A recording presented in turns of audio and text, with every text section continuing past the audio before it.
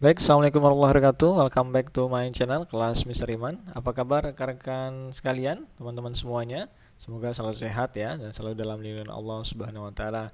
Baik, teman-teman sekalian, rekan-rekan sekalian, kita hari ini akan membahas mengenai, ini dia, ini info menarik ya, rekan-rekan sekalian, pendaftaran CPNS tahun 2021 segera dibuka ya.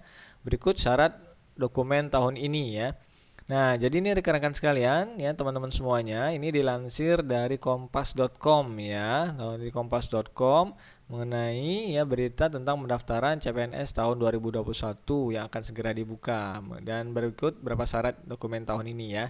Nah, baik kita simak ya. Nah, ini gambaran ya mengenai teman-teman ya ikut tes CPNS di masa pandemi ya. Ini seperti ini, pakai masker, jaga jarak dan pakai facial ya. Nah, di sini kita lihat, kita baca ya.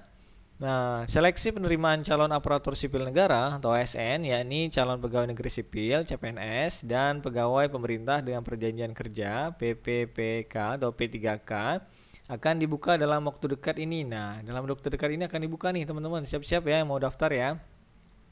Nah, adapun pendaftaran CPNS akan dilakukan secara terpusat melalui laman SSCASN atau sscasn.go.id ya, yang dikelola oleh Badan Pegawai Negara ya.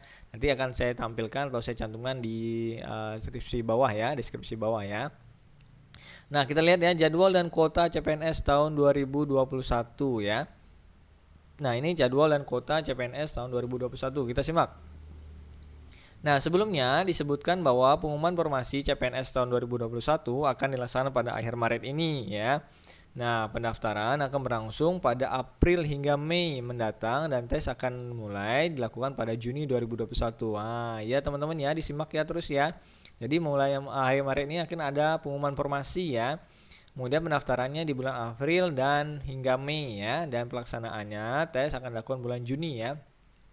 Nah, Kepala BKN Bima Haria Wabisana sebelumnya menjelaskan gambaran rencana jadwal pelaksanaan seleksi ASN Aparatur Sipil Negara 2001 diantaranya sebagai berikut. Ya, yang pertama, ini perhatikan teman-teman.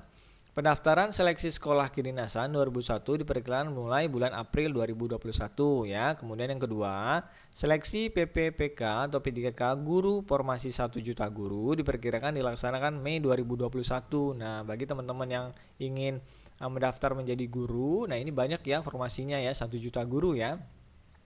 Kemudian 3, seleksi CPNS tahun 2021 dan P3K non guru dilaksanakan pada bulan Mei 2021. Nah, seperti itu ya rekan-rekan. Nah, baik kita lanjut lagi. Saat ini BKN, Badan Pegawai Negara, ya tengah mempersiapkan portal website untuk keperluan proses rekrutmen melalui SSCASN yang beralamat di https://sscasn.bkn.go.id. Nanti saya juga akan cantumkan, kopikan ke deskripsi di bawah ya. Nah, kemudian kuota dan formasi melansir laman resmi Kemenpan RB, Kementerian Pemberdayaan Aparatur Negara ya, dan Birokrasi. Kuota penerimaan calon aparatur sipil negara atau CASN 2021 di lingkungan kementerian, lembaga, dan pemerintah daerah sebesar 1,3 juta. Nah, besar sekali nih rekan-rekan ya. Karena terakhir itu kan tahun 2019 ya, tahun 2020 kemarin karena pandemi sempat ditunda ya. Jadi ya sekarang di tahun 2021 ada kebutuhan yang sangat besar sekitar 1,3 juta ya. Nah, jadi teman-teman persiapkan diri ya kalau mau ikut ya.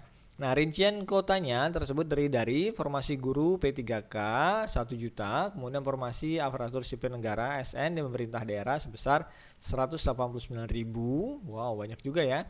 Kemudian formasi CPNS atau CPPK ASN di pemerintah pusat sebesar 83.000. Wow, ya banyak ya, lumayan ya. Nah, untuk syarat dokumen CPNS tahun ini, nah apa aja nih teman-teman nih syarat-syarat dokumennya ya. Nah, disimak ya. Nah, sebagai persiapan menuju pelaksanaan CPNS 2021, ada sejumlah dokumen persyaratan yang diperlukan untuk seleksi ya. Nah, pelaksana tugas PLT Kepala Biro Hukum, Kerjasama dan Komunikasi BKN Pariono mengatakan, dokumen yang diperlukan untuk CPNS tahun ini sama dengan rekrutmen CPNS sebelumnya ya. Nah, jadi mungkin sama dengan tahun 2019 ya. Jadi teman-teman yang mungkin pernah merasa ikut tahun 2019, nah ini mungkin syaratnya sama ya, atau dokumennya sama ya. Nah, dokumennya sama tahun lalu kata Pariono melalui website ya. Merujuk pada seleksi CPNS sebelumnya, beberapa dokumen utama yang perlu disiapkan antara lain yang pertama ya, ini perlu dicatat ya teman-teman yang belum pernah ikut ya. Pertama adalah kartu keluarga atau KK ya, nanti disiapin ya. Kemudian kartu tanda penduduk KTP, ya, kemudian ijazah ya, ijazah terakhir biasanya ijazahnya ya. Kemudian transkrip nilai ya, transkrip nilai teman-teman. Kalau misalnya kuliah kan ada transkrip nilai. Kemudian pas foto, kemudian ada dokumen lain sesuai dengan ketentuan instansi yang dilamar. Nanti biasanya masing-masing instansi itu ada prosedur atau dokumen-dokumen yang diminta juga ya. Nah, sementara itu alur pendaftaran CPNS tahun ini secara garis besar juga hampir sama dengan tahun lalu atau tahun 2019 ya. Jadi hampir sama nih alurnya nih dari tahun yang sebelumnya ya. Nah, alur seleksi CPNS tahun ini kira-kira nanti seperti itu kata atau seperti itu CPNS 2019 ya, tutur Pariono ya, kata Pak Pariono tadi ya. Nah, adapun tahapan seleksi CPNS 2019 ya. Jadi nanti yang untuk tahapan atau alur untuk CPNS tahun 2021 ini hampir sama ya dengan yang 2019 yang sama ya. Jadi nanti kan alur seleksi CPNS tahun ini kira-kira nanti seperti CPNS 2019. Yang pertama, nanti pengumuman formasi nanti di akhir Maret ya. Jadi teman-teman bisa terus disimak. Nah, nanti insya Allah juga kita akan bahas ya, kalau ada pengumuman baru nanti kita akan bahas ya di channel ini. Kemudian ada pembukaan pendaftaran, kemudian ada verifikasi berkas ya. Nah, pertama pengumuman formasi, setelah diumumkan ada pembukaan pendaftaran nih. Kita harus mulai mendaftar ke websitenya yang tadi ya. Kemudian ada verifikasi berkas. Kira-kira verifikasi berkasnya apa aja yang dibutuhkan nanti diupload biasanya. Nah, kemudian penutupan pendaftaran. Kemudian pendaftaran berakhir, kemudian ada namanya penutupan verifikasi setelah pendaftaran selesai. Kemudian ada penutupan verifikasi ya. Kemudian nanti ada pengumuman hasil seleksi administrasi ya, setelah selesai semua, sudah didaftar dan tutup, kemudian diverifikasi, nanti ada pengumuman hasil seleksi administrasi ya. Setelah itu nanti ada masa sanggah. Apa ini masa sanggah? Nah, biasanya kan nanti ada yang nggak lulus administrasi ya, padahal beliau atau mereka sudah sesuai dengan apa yang diminta, tapi biasanya nanti ada masa sanggahnya ya.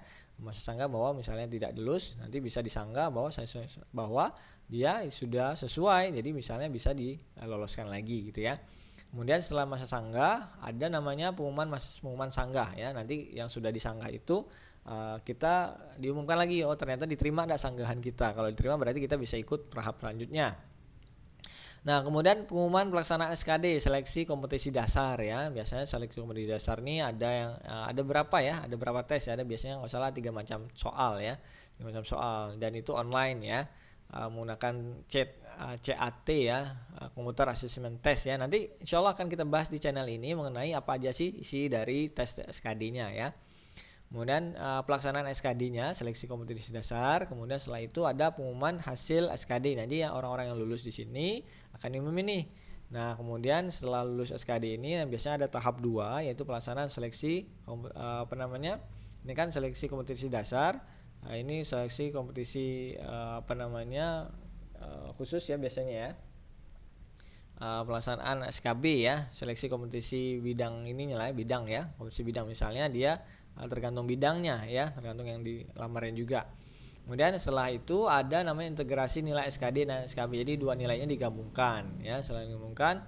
Nah, kemudian nanti ada penetapan NIP-nya. Jadi kalau misalnya integrasi nilai SKD dan SKB-nya sudah, berarti kan nanti biasanya di ranking ya. Di ranking maka nanti teman-teman ketahuan tuh siapa yang lulus dan siapa yang belum lulus. Setelah itu ada usulan penetapan NIP atau NIP-nya. Nah, yang pasti teman-teman waspadai penipuan ya. Dari berita Kompas ini teman-teman diminta untuk mewaspadai juga penipuan ya. Nah, semakin dekatnya waktu pendaftaran CPNS, pihak BKN menghimbau kepada masyarakat untuk mewaspadai potensi adanya penipuan berkedok penerimaan CPNS ya. Jadi teman-teman harus waspada nih, karena mungkin ada yang nawarin, oh bisa nih lulus nih gitu. Jadi teman-teman harus istilahnya waspada ya. Nah, terutama kepada oknum-oknum yang mencoba meyakinkan dapat membantu meluluskan dalam penerimaan CPNS. Ya, hati-hati ya rekan-rekan ya. Nah, kemudian pihak BKN mengatakan peserta sebaiknya mempersiapkan dokumen dan pelajari soal-soal agar lebih siap menghadapi ujian CPNS ya. Nah, jangan percaya nih pada oknum menawarkan atau mengaku dapat membantu kelulusan ya. Kemudian persiapkan dokumen dari sekarang ya, juga belajar mengenai SKD dan SKB-nya nanti. Nah, jadi rekan-rekan sekalian, bagi teman-teman yang ingin untuk ikut tes CPNS ya, silakan persiapkan dokumennya ya, tadi ya. Ya, yang ini persiapkan dokumennya, kemudian coba pelajari soal-soal atau contoh-contoh soal yang biasanya keluar dalam tes CPNS. Nah, insya Allah juga akan kita bahas nanti berapa gambaran contoh soal yang biasa atau gambaran contoh soal yang biasa keluar di tes CPNS ya. Mungkin itu rekan-rekan sekalian untuk video kali ini ya, kita mengenai info pendaftaran CPNS 2021 ya. Semoga teman-teman nanti yang ikut Allah mudahkan ya, dimudahkan segala sesuatunya dan berikan hasil yang terbaik. Tapi kalau belum lulus jangan khawatir ya, jangan berkecil hati, insya Allah ada jalan lain. Demikian rekan-rekan sekalian, terima kasih atas segala perhatiannya ya, mohon maaf atas segala kurangan. Saya akhiri. Assalamualaikum warahmatullahi wabarakatuh. See you.